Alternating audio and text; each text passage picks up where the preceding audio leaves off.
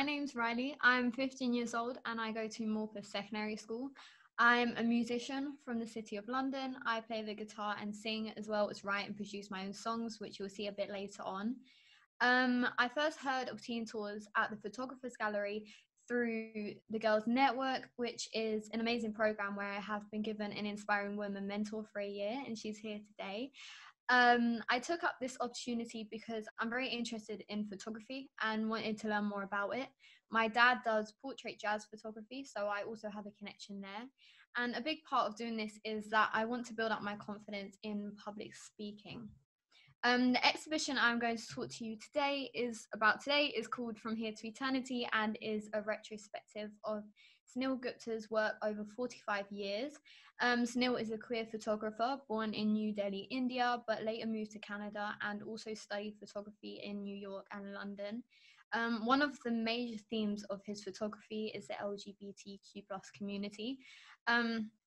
His work struck a chord with me. I stand for LGBTQ+ rights, as I have a couple of family members who are gay, and I've witnessed a lot of homophobic people in school and online. For instance, if I post something in support of gay rights, I get a lot of comments like these. And I definitely think it needs to be a bigger talk in society. I'll give you a bit of time to read these.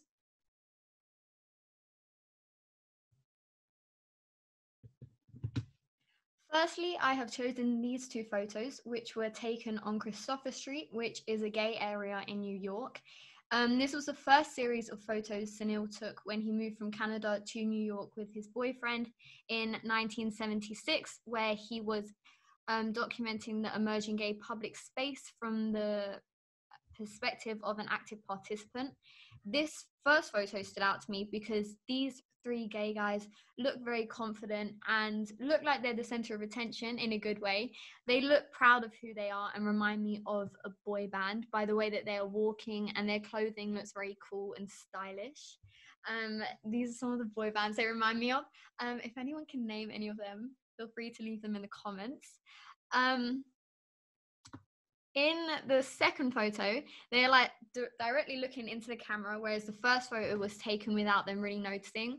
We can imagine that these two were on the way to somewhere when Sunil stopped them and asked if he could take a photo of them, and they look very open and happy and proud of who they are and open to Sunil taking the photo. The angle that the photo is shot at, the camera look lower than the subjects, means that the viewer is looking up at them. This might suggest these two, who happen to be gay, as being our inspiration and people for us to look up to. This was taken 7 years after the Stonewall riots, at the time of gay liberation and gay people fighting for their rights. Queer people were looked down on, and even though gay people were able to be proud in the West Village, the story might not have been the same for gays in the wider America. Sunil taking these photos, looking up at them, suggests that he thinks capturing happy queer people is important and supports them as a member of the community himself. So this angle challenges the view of gayness as something to look down on. This quote from Sunil suggests that these series of photos are important to him personally and historically. He says, "I spent my weekends cruising with my camera. It was heady days after Stonewall and before AIDS, when we were young and busy. In retrospect, these pictures have become both nostalgic and iconic for a very important moment in my personal history." Now I'm taking you on 10 years later to the Exiles section. I picked these specific images because there's a lot that intrigues me about them and a lot to talk about. This was taken when Sunil was in India in 1987. He set out to stage photos at the sites of, where gay men met in Delhi.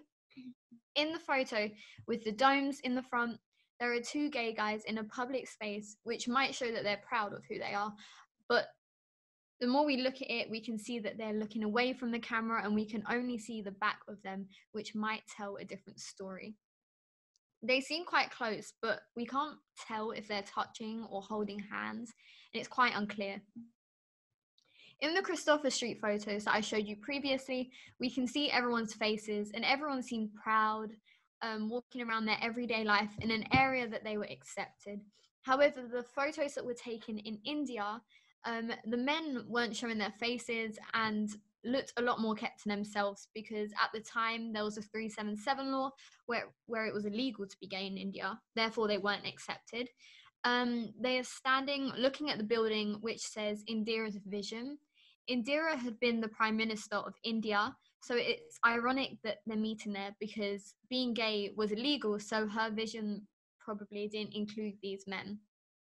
In the photo, which was also taken in India at the same time as the first one, these two gay men are standing in front of the India Gate called Delhi Memorial, which was an arch in New Delhi to the Indian troops who died fighting for Britain in war in 1919. And this is significant because the Section 377 law was actually originally a British law. So it's ironic that these gay men are taking a photo next to a memorial celebrating their sacrifice for Britain. This photo is similar to the others from the Exile section, as the men are to the corner of the screen, quite hidden and not showing their faces. We can only see the side of one's face. The text at the bottom is very important in understanding the pictures. In the first one, where it says, even if you have a lover, you should get married and have children. Who would look after you in old age? This is intriguing because it goes against the stereotype that we have of gay men and shows that they are thinking about their future and also want a nuclear family. The second one says, why do you go on about changing the law? I don't want to be a martyr. I'm happy the way things are. This is also really interesting because Sunil is talking for the secretive gay men and show us a reality of being gay in India and what those men actually wanted in life. The fact that they are gay makes us think that they want the law to change, right? Because being gay in India was illegal at the time. But this tells us that they're happy the way things are and they don't want it to change. And a fact for you is that now there are actually around 2.5 million gay men in India. And on the 6th of September 2018, the Supreme Court of India invalidated part of Section 377, where homosexuality is now illegal. Now I'm going to take you on to the reflections of the Black Experience series. A bit of backstory of this was that Sunil's contribution to the Black Experience was a stage series of scenes around a range of migrant issues and British Asian life. A difference in this photo compared to the others I've looked at is that I can see in this photo straight away that Sunil himself is in it. It doesn't look very planned, and to me it looks like the photo was taken when they were getting in their poses. Sunil's work is normally of other people, but him being in this one makes it more personal, and this might have been the time that he became more confident and comfortable in himself being in his photos. Another series of self-portrait photography is From Here to Eternity. It's similar to this one because he himself is in it, but they are taken 10 years later and are much more intimate, which suggests that over time he becomes more comfortable being the subject of his photos. He came to London with his boyfriend and decided he wanted to capture the queer scene, but it wasn't visible in the same way as it was in New York with people out celebrating who they are. It also looks like a regular image of a couple who went to watch a film and took a photo outside the cinema, which might suggest that it was normal in London and people were just living their lives. The film's name is called My Beautiful Laundrette, which is also very important in understanding the photo because it's about a romantic relationship between two gay men, one of whom Pakistani and the other English. This photo is part of Sunil Gupta's new Pre-Raphaelites collection. These staged portraits were made in response to the Section 377. The Christopher Street photos are caught in the moment and show people being proud and open about who they are. In the Exile section, the scene is very staged but secretive, as being gay in India was illegal at the time. But this is very different. Even though still in India, it's highly staged. The subject is looking straight into the camera and we can see their whole face. To me, it seems like they are challenging the law and embracing who they are and what they stand for. They are presented in a gender non-conforming way and are wearing bangles, a sari, and makeup. It's serious, it's powerful, and it's proud. As I said, this is part of Sunil's new Pre-Raphaelites collection, and there are lots of notable similarities between his work and the work of artists who formed the Pre-Raphaelites in 1850s. The colours, the fabrics in this photograph remind me of the colours and fabrics from Pre-Raphaelites paintings, such as these, as they're very rich, saturated, and luxurious. Even the pose and facial expression in Sunil's photo can be found in the work of the Pre-Raphaelites, such as these. At first, reclining in a relaxed manner, but the more you look into them, you can see that there's a deeper story behind them. Pre-Raphaelite work was about love and tragedy and inner passion, and these themes are clear in Sunil's work. Through looking in detail at Sunil's work, I've learned a lot. I've seen how being queer felt in different parts of the world over a long period of time. In the photos that Sunil captured in New York, it was accepted and celebrated.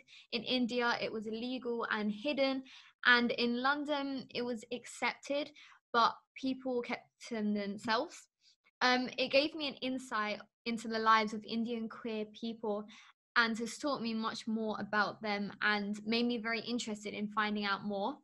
I like that most of his photography is taken in the moment, but the ones that are planned also look very natural.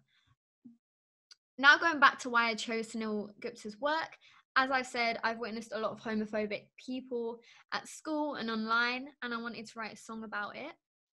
Which I like to play for you today. My song is about me speaking to homophobic people, of which there are far too many, and questioning why they are like this and why they can't let people be who they are.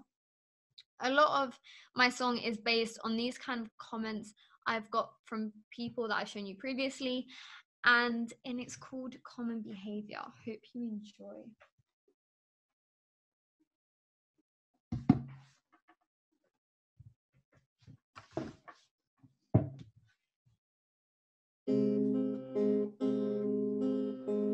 They are human too. They breathe the same air as you do.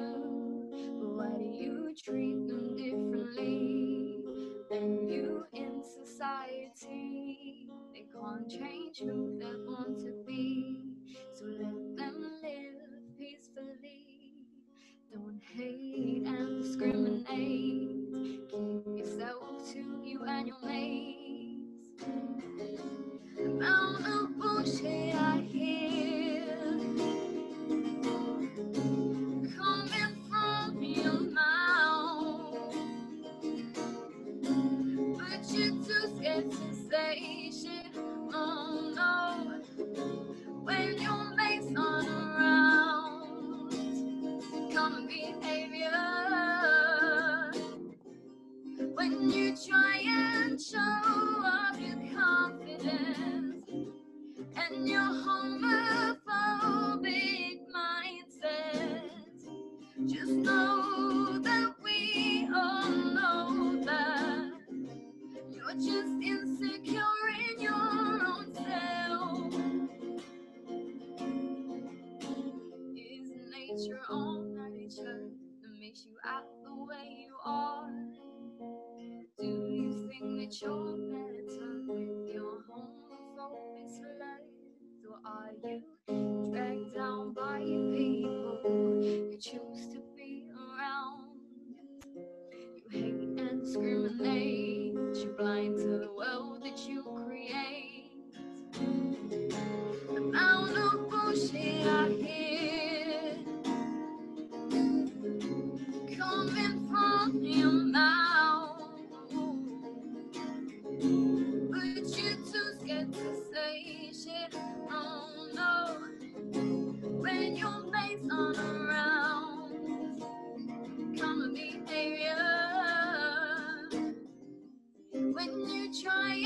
show off your confidence and your homophobic mindset. Just know that we all know that you're just insecure in your own self. When you try and show off your confidence and your homophobic mindset, just know that we all know that you're just insecure in your own self. Common behavior. Thank you for listening. Hope you enjoyed my talk and my song. Do you have any questions?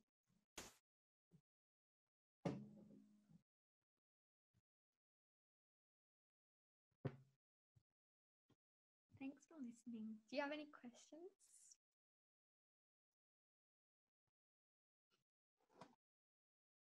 Thank you. That was absolutely brilliant, Riley. Thank you so much. Thank you. It really gave a feel for the exhibition when most of us probably haven't seen it. And that was really thoughtful and interesting. Thank you. Thank you. I've got a very specific question. Okay. You mentioned about presentation skills, and yours are really good. So I'm having quite a lot of online interviews at the moment that require doing a presentation. So how did you learn your talk, or did you use notes so how did you look at the notes without appearing to look away from us? I did have notes. But I had a couple on my phone, and it was next to the camera. So I was just sometimes looking at them. But yeah. Yeah, because you looked as though you were talking to us and engaging with us the whole time. Oh, thank you. And I think that's quite hard to do on Zoom, because you think you're looking at the camera or you're looking at the person, but you're not looking at the camera, and it's quite hard to do. Thank you. It's very impressive. Well done. Thanks. Any more? Riley, this is just a selfish one. Can you put up the slide with the boy bands? Because I didn't get time to actually take them in, and I want to test myself to see how many I know. I know the Beatles, Janice said that out, but the other two. So just, yeah, if you don't mind, is that not too difficult? I'd love to see. And if anyone else knows who they are, that's also great. Yes. And you got a question from Rob as well? Rob, what was the question? What was your song called? It was called Common Behavior. Yeah, really impressive singing. Thank you. Riley, I was just, did you did you already have the song kind of on the back burner before you started the process, or did you write the song sort of on reflection of the work that you've been doing with Remi? Well, just before I got this opportunity, I wanted to write a song about the LGBTQ+ community, but I didn't really start it yet. But then when I started doing this, then I thought it was a good opportunity to do the song, and so it came at the perfect time. Oh, thanks. You've got another question. The word from Caroline. The words to your song were very poignant. How do you think that we could educate young people and stop homophobia? That's a great question. What do you think, Riley? Oh, I just feel like they need more, like, I don't know how, but like they need more education, and like they need to like understand that they're just the same as you. Like it doesn't like matter who you like you're all the same. And I think like it needs to be a bigger talk in school. Like they should do maybe, I don't know, something on that and teach students about that, and people need to speak up about it. We've got another question from Grace. What was your favorite Sunil project? My favorite was the Christopher Street photo, especially the first one with the 3 guys walking, because I just love the boy band vibe of it, and I think I just really like the photo in general. And 2 more questions. This is brilliant. Where can we hear the song again? Says H. I'm going to put it out on my soon, hopefully. I'm going to put it out on my YouTube channel. At Riley Kilroy Music. Awesome. And then Rob's got one. Do you have any personal experience with homophobia? Yes, like, well, I'm not personally gay, but I have like I've seen a lot of comments from people, and at school there's a lot of homophobic people. And yeah. Brilliant. Riley, thank you so much. I don't know if we gave a round of applause, but I feel like we should because it was fantastic.